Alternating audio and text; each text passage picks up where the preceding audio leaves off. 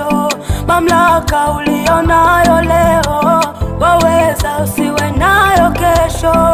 Uamuzi utaamua leo, waweza kesho usiamue. Tenda yale unayopenda na wewe kutendewa.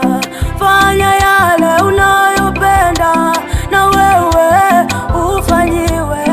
Fanya yale unayopenda na wewe ufanyiwe.